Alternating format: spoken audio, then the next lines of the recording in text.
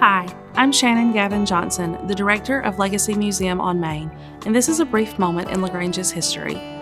One of the best resources for historians to use are local newspapers.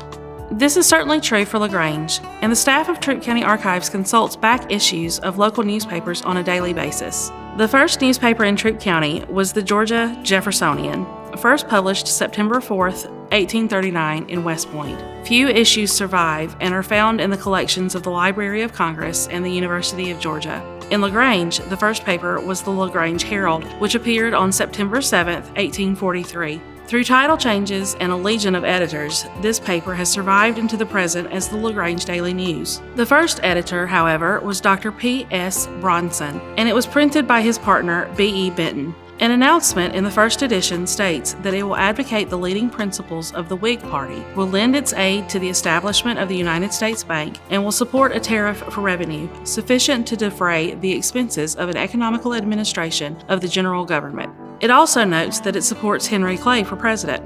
This paper was published weekly on Thursday mornings and only lasted 2 years in this form. From those first years, only 3 papers have survived. This paper was renamed the Chattahoochee at a later date, though no copies of that one have survived. The Herald eventually evolved into the LaGrange Reporter. The first surviving edition of that paper is from January 1, 1857. After 13 years, the paper was still being published weekly on Thursdays. Around this time, the paper also had 2 prominent editors, Judge Alexander M. Spear and Thomas J. Bacon. A prominent local lawyer, Bacon also served as mayor of LaGrange and served as an editor until the beginning of the Civil War, when he volunteered to serve the Confederacy. He was captain of the 27th Georgia Volunteer Infantry and became the first citizen of LaGrange, killed in action when he was struck down during the Battle of Seven Pines on May 31, 1862. Throughout the war and into the Reconstruction era, C.H.C. Willingham edited the paper and was described as an able and fearless writer. Towards the end of the 19th century, the Reverend S. Pope Calloway became a noted and beloved editor. After his death, his wife took over managing the paper and passed it to his son, James Pope Calloway, who began to publish the paper daily.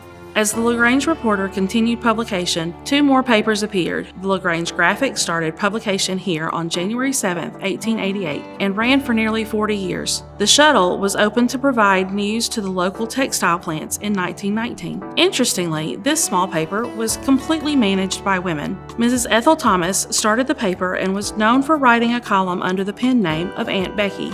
She was succeeded by Mrs. C.J. Lewis and later by Eleanor Orr. These 3 papers, the Reporter, the Graphic, and the Shuttle, all merged in 1928 to create the LaGrange News and Graphic Shuttle, which eventually changed its name to a shorter LaGrange Daily News. For many years, the paper was published out of offices on Broome Street behind the McClellan and Crest buildings. In 1958, owner Roy Swank purchased and renovated the 1892 Troup County Jail building for use as a newspaper office. The offices moved again in 1974, selecting an old bowling alley building on Ashton Street. The current offices have once again changed and have relocated just this year to the old Coca-Cola building on Broad Street. The LaGrange Daily News is currently owned by Boone Newspaper Incorporated, which owns and operates 74 daily newspapers across the country, and is edited by Daniel Evans.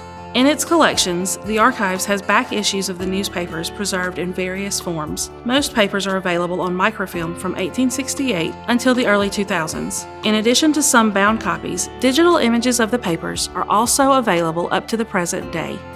To learn more about newspaper history in LaGrange, or perhaps to use those newspapers as a resource, visit Legacy Museum on Main. This has been a brief moment in LaGrange's history.